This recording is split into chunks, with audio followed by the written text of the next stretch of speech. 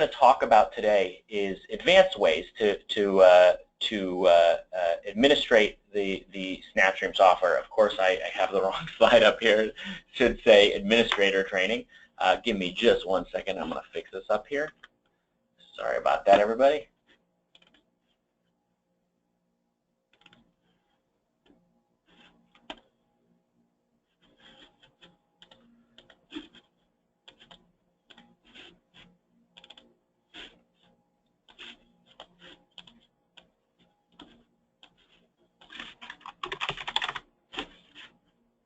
Perfect. All right. So what we're talking about today is admin training. My apologies again about that.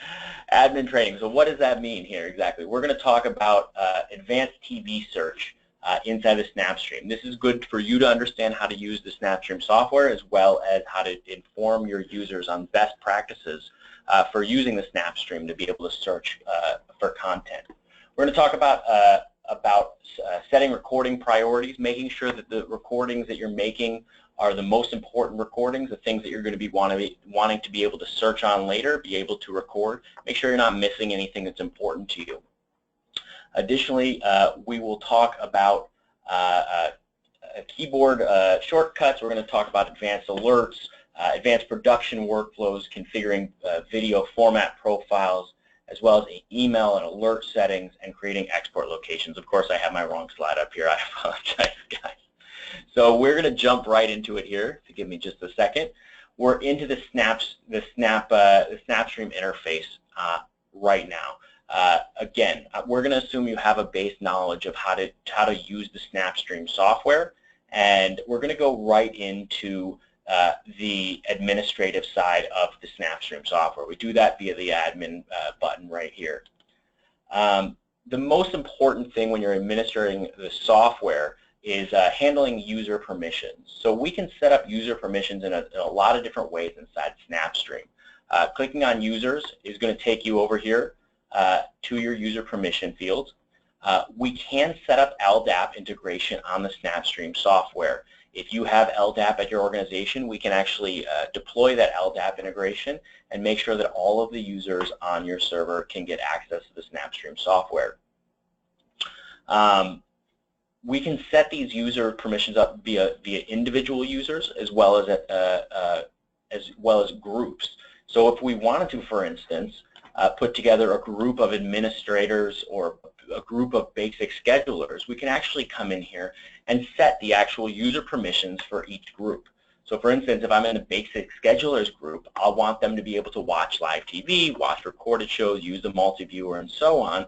But maybe I don't want them to be able to edit the shows that are being recorded or delete specific recordings, or maybe I don't want them to be able to post to Twitter or Facebook. So I can come down very, very specifically about the individual permissions that I want the people on my server to be able to have. We can use this, and we'll talk a little bit more as we continue to push forward through this training session, about how you can actually set up things like production workflows for social by saying that these people are allowed to queue post up, but maybe only this person's allowed to be the final arbiter who pushes the post button. So we can set these permissions either via group or individual users. So if there's a user you don't want to be able to use the social integrations like Twitter or Facebook, we can come in here and actually choose those individual permissions that are a part of the server that we want those users to be able to have access to or not have access to.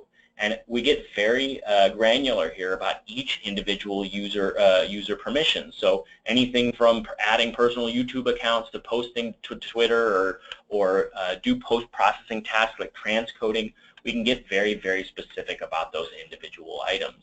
And again, like I said, not only can we do this by user, but we can also do it by group. And so if I wanted to have just a certain user not be able to do something, I can get as granular as that.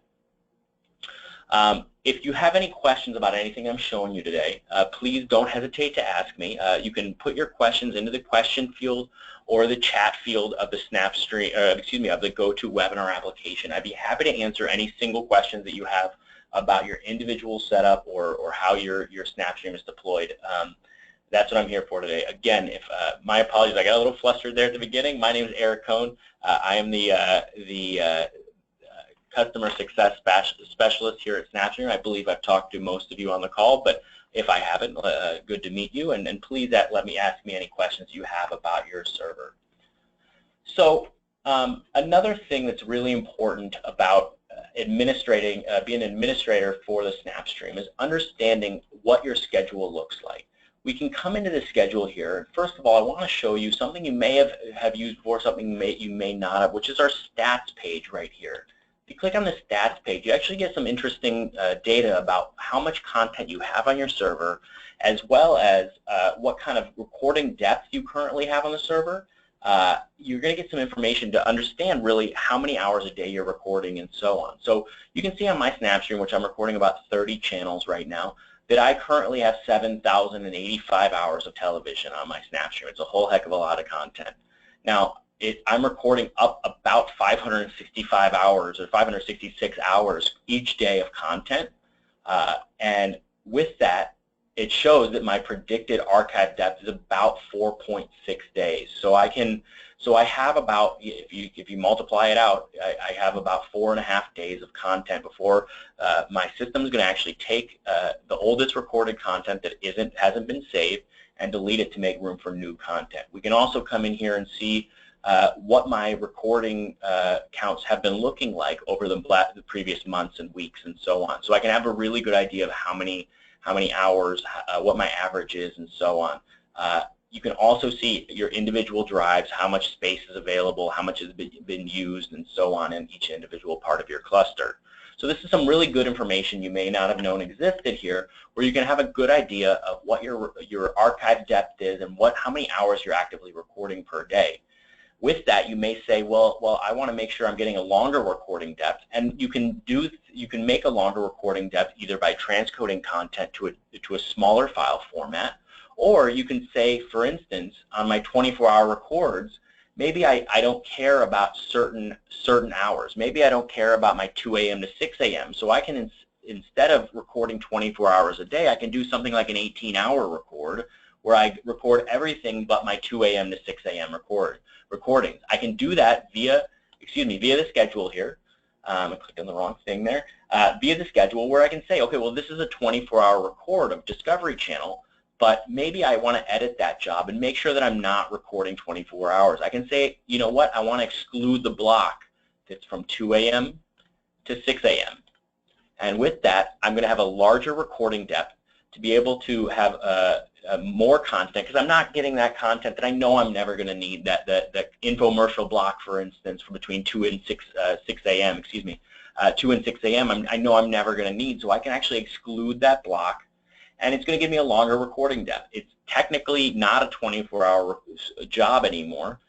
It's more like an 18-hour job where I'm recording 18 hours a day, but it is going to allow me to record more content on my SnapStream, so I can have a longer backlog of the recordings that are most important to me.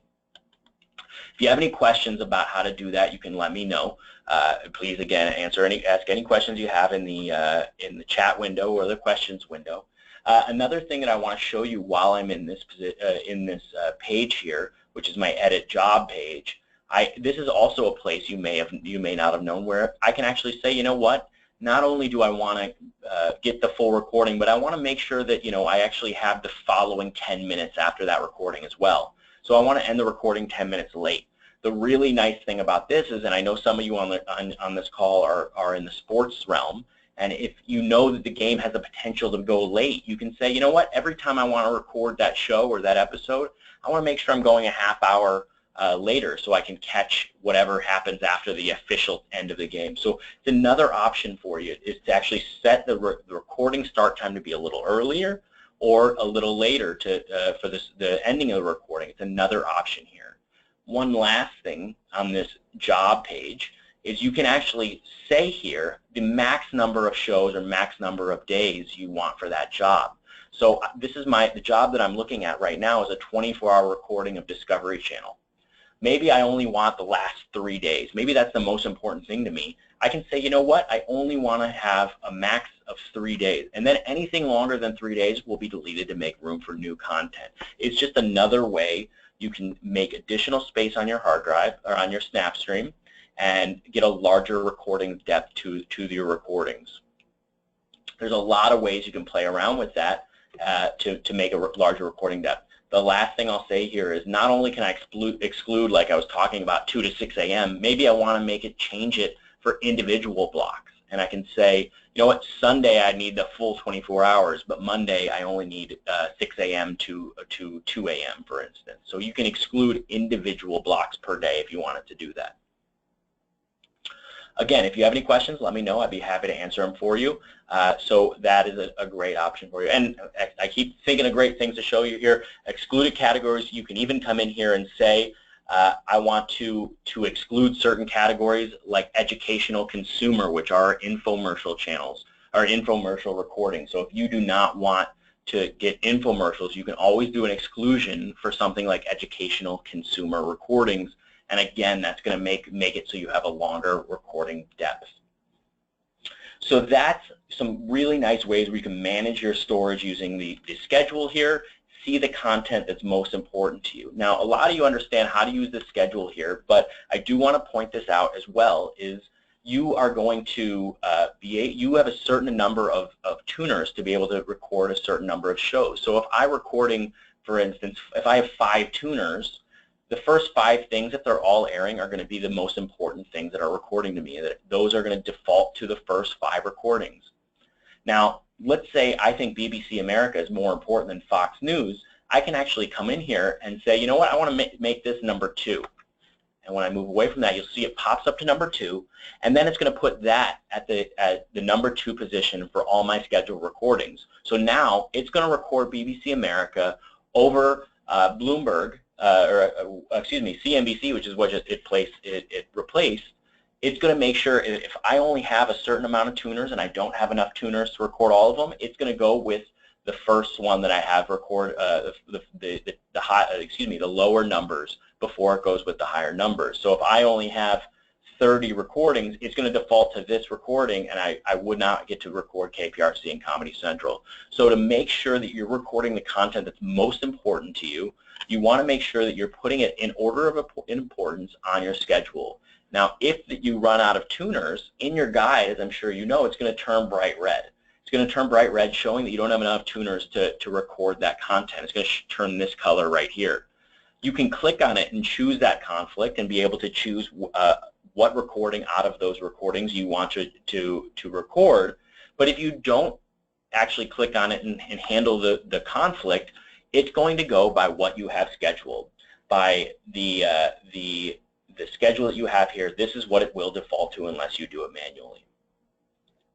So that's some good ways to handle recording, to manage your storage and handle recordings, to make sure you're always recording the content that's most important to you. Now we're going to bounce over to the administrative screen and look at a few more things. Again, if you have any questions, please don't hesitate to ask in either the GoToWebinar chat window or the question window. However you'd like to ask your questions, please feel free to do that right there. One of the most important things you can do on the administrative side of the software is to handle folders.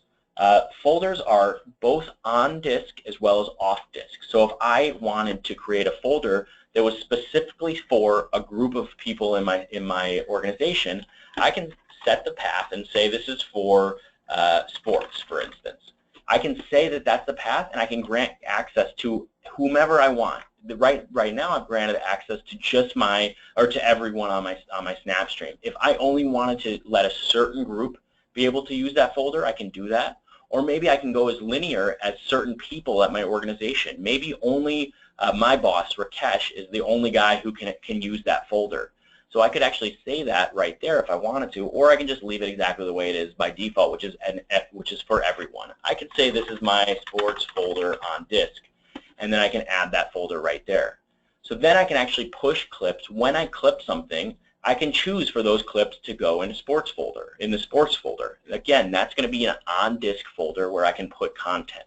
The nice thing about that, and we'll talk about it here in a little bit, is I can, by putting things in specific folders, it makes it really easy to actually run a workflow on just the content that you're putting on that folder. For instance, if you needed sports, anything that goes into that sports folder to be transcoded to a certain format or exported to a certain location on your network, we can do that really easily by choosing that sports folder when we're clipping things. Now the second option for folders is export destinations. Now these are off-disk locations where I can push content. Now we have a lot of ways you can use these folders.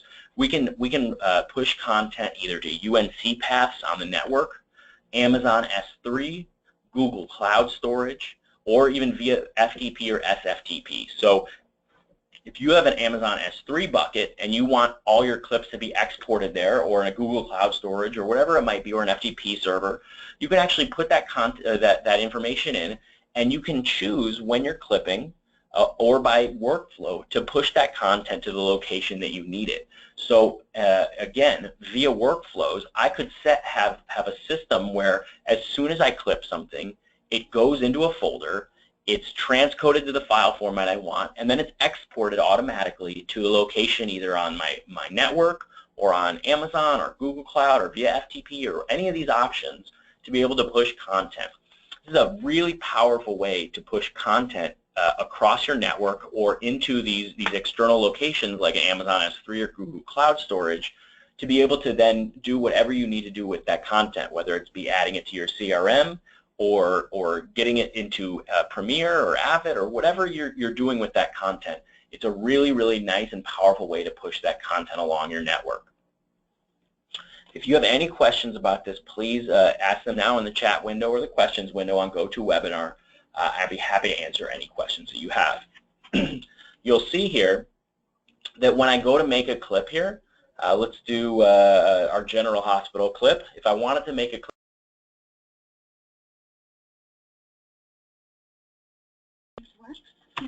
and then when I have the option, or when I clip it out, I give it my General Hospital test clip name. From here, I can choose the folder that I want to send it to.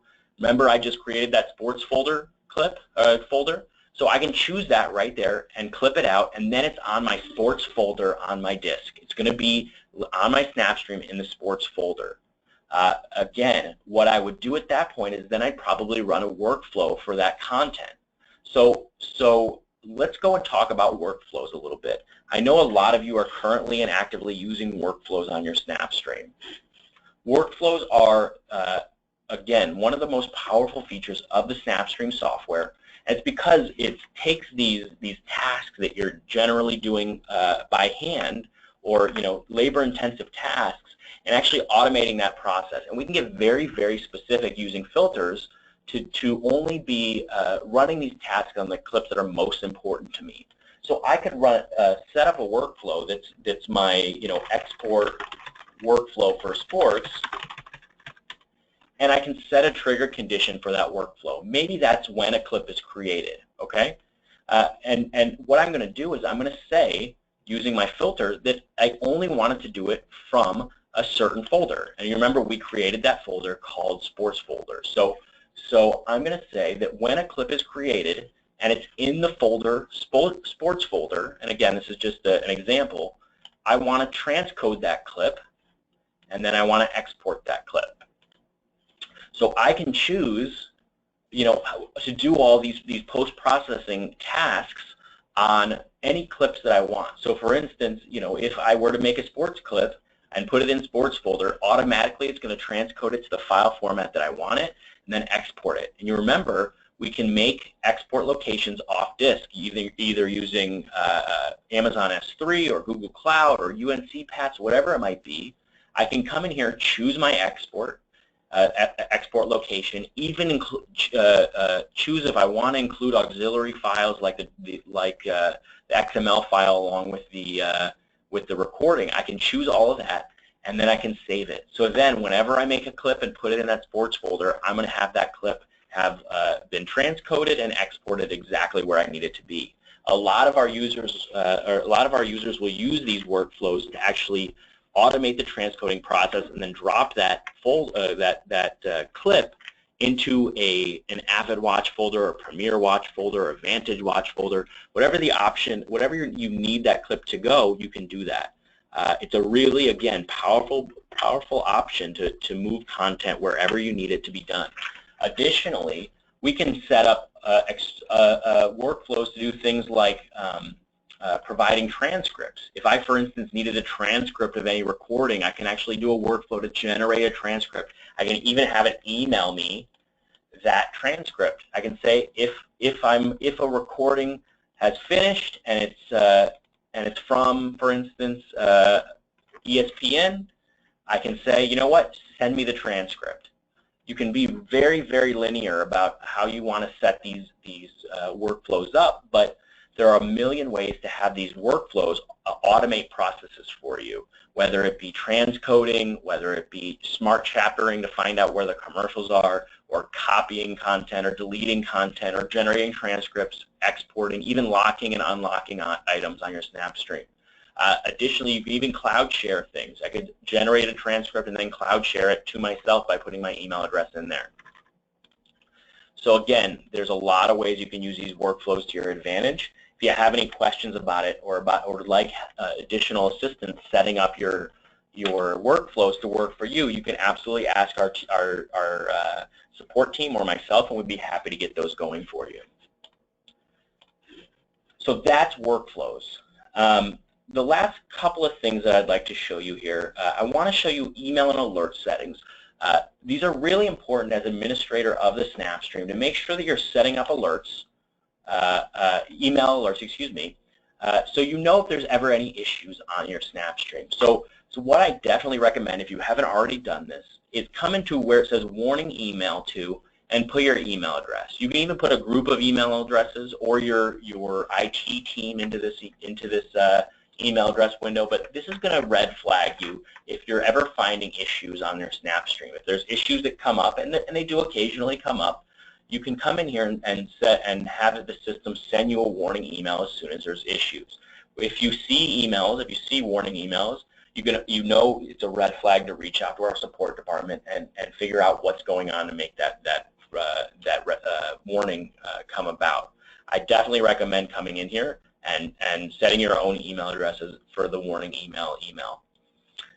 Also, you can change, if you'd like, where the warning email is coming from. Generally, it just comes from our no reply email address. If you come in alerts as well, you can also come in and set your standards for where things like email alerts are coming from. So if you wanted them to come from your main account, you could absolutely do that. You can also set defaults for what you want, where you want clips to go, and as well as days starting and frequency of your clip defaults. You can set those right there as well. So there's a lot of settings here in the alert settings that you can use to make sure that you're aware of what's happening on your SnapStream, as well as setting the defaults for what the default options are that your users are seeing. Finally, under Format Profiles, you can actually set up your own in-house profile for video clips. So if there's a certain flavor or profile that your organization likes that works perfectly for your network or for your CMS or whatever it might be, you can come in here and actually set your own defaults. So by default, here's our 720h.264 clip format profile, but maybe I want to be a little bit more specific about it. So I can actually copy that profile, and I can call this whatever I want. I can call this my perfect, perfect profile for ... organization. I can call it whatever I want. Then I can choose my resolution and my video frame rate. I can also adjust specific things like output resolution and AVC encoder presets, as well as bit rate and audio bit rate. I have the option to really design whatever my perfect format profile is, and then when I transcode something, if for instance I wanted to transcode a clip here, it's going to show up as a transcode option. So here's my General Hospital test clip. If I wanted to transcode that using show squeeze, it gives me the option to set my target quality. So I can come in here. If I was Gersh, for instance, I could say, well, this is my Gersh quality. This is my Gersh format profile. And then I can hit submit, and it's going to transcode it to the exact format profile that I need. So we can even default that and say, you know what, this is going to be the best one for our organization, and that's the one that we're always going to transcode to. So again, that's under Format Profiles. And then I can just hit Edit Profile and create my own profile for Transcoding. That's right there under Format Profiles. If you have any questions about anything I've shown you this far, or anything anything that has to do with your specific install, please let me know. I'd be happy to answer any of those questions. Finally, we do have our social media dashboard that we recently added. I know a lot of you are already using this social media dashboard, but I do want to point this out to you, and especially how it deals with advanced social media production workflows. I can have the option to set up, when I post tweets or Facebook posts, I can post that content either to my queue or I can post it right away. If I hit queue, it's actually going to come here into my social media dashboard, something that was recently added to the SnapStream software. From there, I can actually view that content, see if it looks good to me, see if the start point and end point looks correct, make sure that the clip is exactly what I want it to be. If it's not, I can hit edit, choose the context, choose the account, or whatever I want to, however I want to send it. I even have the option to schedule tweets through SnapStream. So if I wanted to send this post at 3:30, for instance, I can set a 3:30 timer and hit save. I have the option to queue this content up, also to make sure it looks perfect here on the back end. You see I have the Post Now button, so I can post that and post that directly to Facebook at this point. But I can actually set up via the user permissions that we looked at previously. We can set it up so that your users, only the users that should be able to push the post button, are the only people that are allowed to post that content to social media. So we can set it so maybe we have 3 users who are interns who are going to be queuing that content up, but only your social media manager is the person who's going to push the post button. We can set that up via permissions to make sure that that's the only permissions that those people are allowed to have. It's a really nice way to collaboratively post content to Twitter, to Facebook, to YouTube, post it to social, and have it be able to be posted only by those people that really should have their finger on the trigger to the post button. So that, again, is under our social media dashboard. You can come see those tweets and Facebook posts and so on, but you also have the option via user permissions, like we talked about earlier, where you can say, well, I don't want that user to be able to post content. I only want them to be able to queue content. Finally, I'm going to show you 2 things when it comes to social media as well. Via external accounts here on the user set, or on the admin settings, you have your Facebook, your Twitter, your YouTube, and your Google Cloud storage. So if you set up your social media accounts via this right here, these are going to be able to be posted for anybody on our SnapStream server. So if you wanted anybody who uses the SnapStream to be able to post it to Facebook or Twitter, you can come and put it here in the Twitter, add a Twitter account, and it's going to be a global Twitter account for that account. Now, most organizations don't want that. They don't want everybody at the organization who has SnapStream access to be able to post to that social media account. So what you're going to do is you're going to have your users click here on the top right-hand corner and go to Profile Settings. Now, Profile Settings each individual user will have their own profile settings. So the first thing here that's of note is where you can actually set up your skip back and skip forward button. So if you wanted your skip back button to not be 7 seconds and 30 seconds, you want it to be 5 and 10 or 20 and 40 or whatever you want, and you can set that right here, and it's going to be there by default. You can also put your default email address in here so that you're not going to have to add it as as a from email address in every single option. But the most important thing in this view is right here, where you can add your Facebook, your Twitter, and your YouTube accounts. So if I wanted to add my Twitter account as an account to be able to share social media content to, I can hit Add Twitter Account, and it's going to just bounce me over to Twitter where I can authorize the app, and then it'll be available to me in SnapStream. I can do this for as many accounts as I have access to. All I need to do is be logged into that account and authorize the app via the profile settings. And again, when I do it this way, it's specific to my account. So no one else will be able to post that account unless they have access to that account as well. that's everything that I wanted to cover today as far as our administrators' questions are concerned. I want to make sure that I'm covering any questions that you have that are specific to being an administrator, for your specific SnapStream. So I will be standing by for 5-10 minutes until we answer all the questions that you have regarding being an administrator for the SnapStream. If there's something I didn't cover that you have questions about, please ask me now.